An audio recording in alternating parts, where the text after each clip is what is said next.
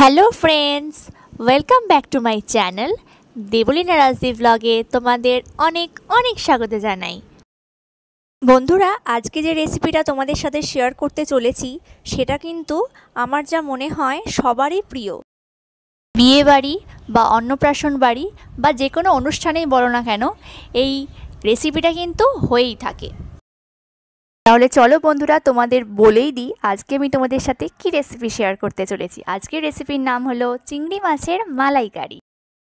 তাহলে চলো বন্ধুরা, ভিডিওটা একদম স্কিপ না করে পুরোটা দেখে নাও। এখানে আমি 200 গ্রামের মতো চিংড়ি মাছ নিয়ে নিয়েছি, ভালো করে ছাড়িয়ে নিয়েছি চিংড়ি মাছগুলোকে। আর এখানে একটা বাটির মধ্যে আমি 2 চামচের মতো সর্ষে ভালো করে পেস্ট করে নিয়েছি। আর এদিকে দেখো নারকেলের দুধটা একটা ছাঁকনি দিয়ে ভালো করে বার করে নিচ্ছি। তোমরা অনেকেই আছো যারা নারকেলটা ঠিক পছন্দ করো না, তারা নারকেলটাকে অ্যাভয়েড করতে পারো, নারকেলটা নাও ব্যবহার করতে পারো এই রান্নায়। এবার একটা কড়াই বসিয়ে দেব গ্যাসের ওপরে। কড়াইটা ভালো করে গরম করতে হবে। কড়াইটা গরম হয়ে গেলে পরে সর্ষের তেল দিয়ে দেব কড়াইতে। তেলটা দেখো আমার এখানে গরম হয়ে গেছে। এবার কালো জিরে ফোড়ন দিয়ে দেব। এবার চিংড়ি মাছগুলো ছেড়ে দিতে হবে তেলের মধ্যে। চিংড়ি মাছগুলোকে হালকা করে ভেজে নিতে হবে ও ভাজার সময় নুন আর হলুদ গুঁড়ো দিয়ে দিতে হবে। দেখো বন্ধুরা, চিংড়ি মাছগুলো আমার এখানে হালকা করে ভাজা হয়ে গেছে। এবার সর্ষে আর নারকেলের দুধের যে মিশ্রণটা ছিল সেটা এবার কড়াইতে দিয়ে দেব। এবার 3টে কাঁচা লঙ্কা চিড়ে এই গ্রেভির ওপরে দিয়ে দিতে হবে।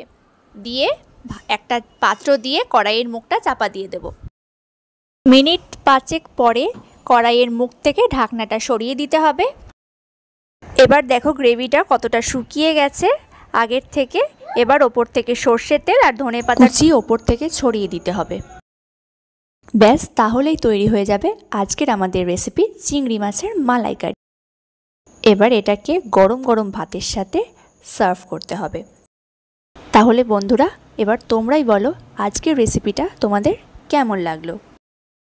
যদি তোমাদের আজকের রেসিপিটা ভালো লাগে তাহলে অবশ্যই লাইক করো, কমেন্টস করো আর অনেক অনেক শেয়ার করো।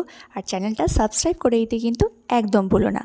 তাহলে বন্ধুরা, আজকের ভিডিওটা এখানেই শেষ করছি। দেখা হচ্ছে পরের দিন অন্য কোনো নতুন রেসিপি নিয়ে।